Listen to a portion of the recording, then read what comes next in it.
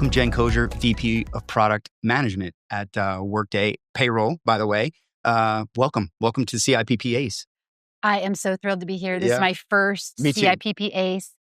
The energy is off the charts. Yeah, very cool, right? And how about this grounds here? I think this is the nicest place I've been for a conference, just in terms of like the golf courses and all the stuff here. It's just so pretty. But yeah, so all the way over the pond. Look, you're an ATLian. You're a fellow Atlanta. Exactly. Why are we meeting like this? We should be meeting in Atlanta all the time, right? Hanging out at the Braves game or something. But no, it's always good to see you. You know, Julie and I just did an episode on all the things that came out of Workday Rising. And wow, I mean, we could have done probably 3 episodes on that. I mean, so much content. I know. Yeah, I mean, for payroll. Do you guys sleep over there? No, we do not, by the way. No, it took me a few days to recover from that. I mean, wow, yeah. Just hit after hit after hit in terms of just all of the new announcements. And we were thrilled that payroll was one of the headlines. And it really took, sort of front and center attention. Super exciting for payroll. I feel like Workday and the industry knows inherently that AI is a great use case for payroll. And we were thrilled that clients received the message so well. It was really all about making payroll practitioners better, saving time, more efficient, more accurate. It was all those things. And it was, our messaging was in a very positive way. And I think it was received pretty well. Yeah, no, it was. And I think people are super excited, right? I mean, GPC has a lot of excitement. I know people have been wanting to get on that. And I'm catching more and more customers that are, more vendors that are coming online. But yeah, the agentic stuff is amazing. I mean, not even just for payroll, getting that work lifted off of payroll, but also, and certainly helping the employees out with, understanding their pay and all of that. But think about all the data that payroll has. Like, I'm excited for that because now we can get that into action, make it create business value. And that's what payroll needs. Like, how cool was it? Did you happen to go to the keynote this morning where they're talking about that the CIPP is now embedded with the HMRC? Yes. That's groundbreaking. I did a recording with that, with Sam after that. Yeah. That's so cool, right? And that to me is, now we have the government here saying payroll is so critical. We have them at the table. I mean, hopefully this is going to trickle down to leadership. And I think the data and AI is going to help with that. So yeah. But yeah, you guys had so much going on. And now in the payroll side, Ireland's now live. Yes. New Zealand's on the way. New Zealand was the big announcement. Yeah. People are thrilled about that in Australia and then just in the region in general. It's been one of those things where they said, we're excited about Australian payroll, but what about New Zealand? I mean, from the minute that we launched Australia payroll, that was the question. When I was young, I used to lump them together like an idiot. I didn't realize they were separate. It's very different, and they're both. They're very different, yes. But obviously very, very interchangeable in terms of business, I think. Yeah. And, the confidence, we got confidence from how we did the add-on of the Irish payroll to UK payroll. We're basically using that same model to rapidly bring New Zealand to market now. Timeline TBD, but it will be rapid. Yeah, yeah. And what I love about GPC is, back to that data, is you guys are really opening up the arteries here of the world and flowing that data from your partners back and forth, which I think is super, right? I mean, companies need to be able to action that in the play, right? In with other data. And, especially when you think about workforce management data, when you think about other HR data, external data, business data. Now payroll has the opportunity to be much more of an agility enabler and a business partner than maybe just this transactional sort of department, right? Which I think is great. But, I think there's still a lot of work we have to do around getting payroll to the table, right? And getting the conversation with payroll earlier in the process of a merger or earlier in the process of some sort of change. But what are you seeing like with folks that you're out there talking to? Like, are we making progress in that way? I mean, is payroll getting more attention, the right kind of strategic attention that it deserves? Yeah, I am seeing a shift. I'm seeing AI is actually helping them with that because they're being seen as adopters of the latest tools, and it's becoming more obvious to those outside of payroll, which we've known this forever, that who has the data has the impact, really. Yeah. And Data's oil. Yeah, exactly. And with Workday, it's great because we have the biggest, cleanest data set. It is precise data. Right. Where do you call when you have a change? You're going to call payroll first. Exactly. We have the good stuff. So I think it's just the beginning, though. Things are trending positively. It's just the beginning. It's early days. And we'll see payroll definitely elevate over time. But we need to continue the momentum. So it's not just a blast right now. It's over time getting better and better and better, more savvy, upskilling ourselves. Yeah. But I'm excited about the future of payroll. Being able to attract and retain the next generation of payroll people. Right. With and we need this great technology. We desperately need those folks to come into this industry. We're losing people at a rapid rate, and it's really scary. But yeah, I mean, what else is going on? I mean, that you're seeing just kind of trend wise when it comes to tech. I think there's a lot of cautious optimism, right? Yeah. And I've talked about this fact that, like, look, if you don't think that HR is going to be very, very much a requirement for trust, payroll is absolutely going to have your trust. AI is going to do what it's supposed to do. That I think is one big hurdle for payroll to get over. But the cautious optimism in here, you've got a lot of folks that are really inquisitive about what's going on, what's in it for us, but also a little bit like, wait a minute, I got to guard the house. That's payroll. But what are you hearing about that pulse of innovation, sort of acceptance? So, I always like talking about payroll, but I think where the magic or where the real goodness comes, and especially at Workday, is the sort of orchestration concept. Yes. Yeah. That, we all know that payroll is interconnected, but how can AI and particularly agents work across the different pillars, workforce management, HCM, payroll? And so we've dipped our toe in some of these sort of cross-pillar use cases that showcase having all the data unified, brings out. I think that's different than what some of the other vendors are doing. I'm seeing very kind of like point solution AI agent stuff. It's like paycheck explainers, payroll anomalies. Well, everyone got that now. Yeah.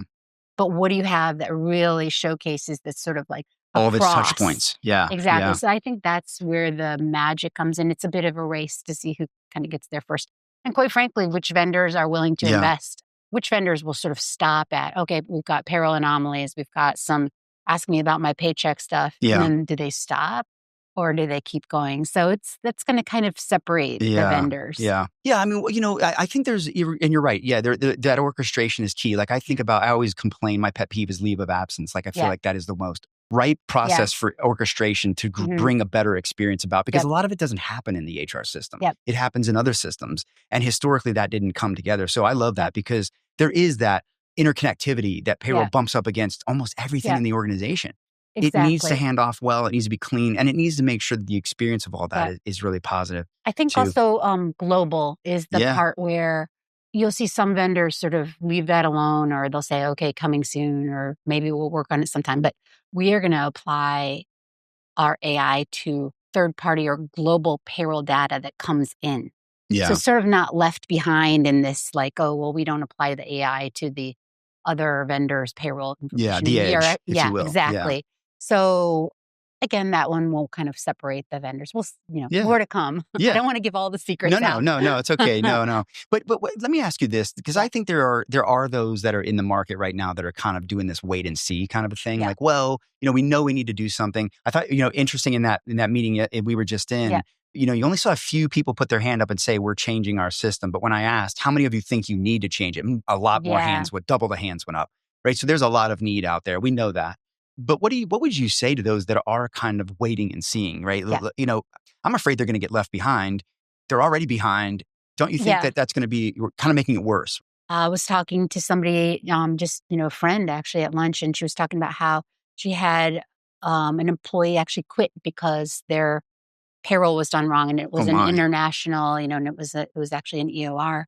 And she said, this is a very real thing for us. How payroll interacts with our employees matters. So like those types of issues are on my mind a lot, and not just thinking about, the clicks and things, but it's like, no, these are impacts to people's lives. Yeah.